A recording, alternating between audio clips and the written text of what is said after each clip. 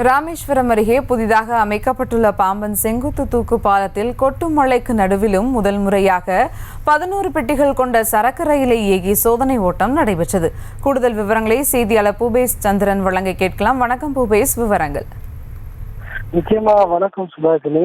ராமநாதபுரம் மாவட்டம் ராமேஸ்வரம் தீவு பகுதியானது மிகவும் பிரசித்தி பெற்ற சுற்றுலா மற்றும் ஆன்மீக தலமாக விளங்கி வருகிறது.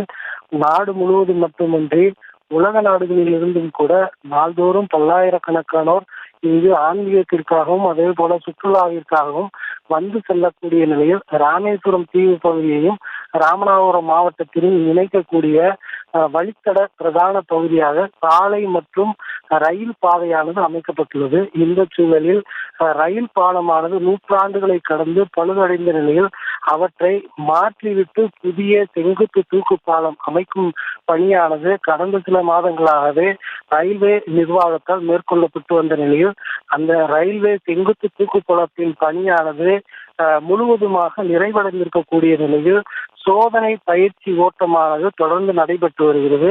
இந்த நிலையில் ரயில் என்ஜின் பெட்டிகளை மட்டுமே வைத்து ஏற்கனவே 2 முறைக்கு மேல் அந்த செங்குத்து பாலத்தில் ரயில்வே அதிகாரிகள் சோதனை பயிற்சி மேற்கொண்ட நிலையில் முதன்முறையாக 11 சரக்கு பெட்டிகளுடன் கூடிய ரயில் என்ஜினை ரயில்வே செங்குத்து தூக்கு பாலத்தில் இயக்கி முதற்கட்டமாக பாம்பனிலிருந்து ராமேஸ்வரம் வரையில் இந்த பயிற்சி சோதனையானது நடத்தப்பட்டுள்ளது.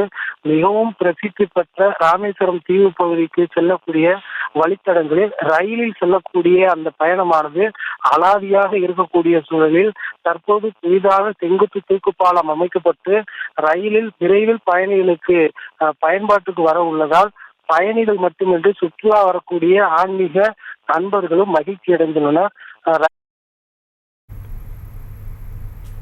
விவரங்களுக்கு நன்றி பூபேஷ். செய்திகளை உடனுக்குடனும் துல்லியமாகவும் தெரிந்து கொள்ள சப்ஸ்கிரைப் பண்ணுங்க.